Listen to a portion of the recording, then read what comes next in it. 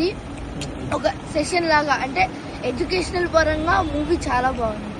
అంటే ఇప్పుడు మన నెక్స్ట్ జనరేషన్ కి, మన future of this civics department కి ఇలాంటి మూవీస్ తీస్తే బాగుంటుంది. అంటే మన ప్రజలకి, మన నేచర్ కి, వీళ్ళందరినీ చూసుకోవడానికి పాలిటిక్స్ అంటే ఇప్పుడు జనరేషన్ పిల్లలకి ఇప్పుడు అంటే ఇప్పుడు ఈ మధ్య మొత్తం చంపుకోవడాలు కత్తితో అది ఇది అవే ఉంది. అది కాకుండా ఇప్పుడు మనకి ఒక ఎడ్యుకేషనల్, అంటే ఒక మంచి పరంగా, అంటే ఇప్పుడు ఈ థ్రిల్లర్ మూవీస్ చూస్తే ఏం రాదు. ఇలాంటి మూవీస్ చూస్తే ఏమంటారు, ఎవరికైతే తెలీదో వాళ్ళకు కూడా కొంచెం నాలెడ్జ్ వస్తుంది.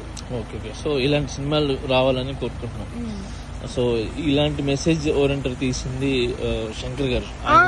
శంకర్ అంకుల్ అసలు ఏమంటారు, అతనికి ఐడియాస్ ఎలా వచ్చే తెలియట్లేదు. అంటే ఇప్పుడు రోబో మూవీ, ఇలాంటి మూవీ వాళ్ళు గ్రేట్ గా చేశారు. రామ్ చరణ్ అంకుల్ కూడా యాక్టింగ్ చాలా బాగా చేశారు. అంటే ఇప్పుడు ఇప్పుడు రామ్ చరణ్ అంకుల్ కూడా ఏమంటారు, చాలా స్ట్రైట్ ఫార్వర్డ్ గా మూవీ చాలా బాగుంది. అంటే యూనిక్ గా ఉంది. ఓకే. బాగా ఖర్చు పెట్టారు కదా. 3 years చాలా హార్డ్ వర్క్ చేశారు ఈ మూవీ కోసం. అదే.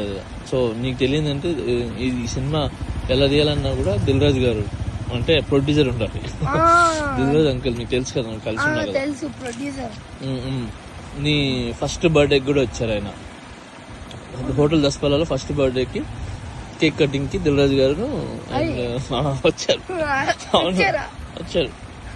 సో ఆయన దిల్ రాజు సార్ దీనికి ప్రొడ్యూసర్. అంటే బాగుంది. వీళ్ళు ముగ్గురు కలిసి చాలా యూనిక్ గా చేశారు. మంచి సినిమా తీశారు.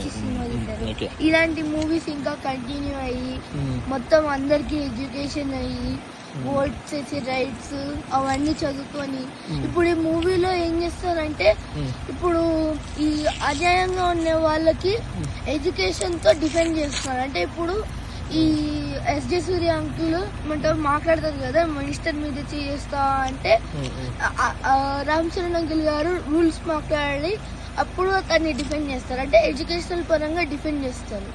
సో అది నచ్చింది.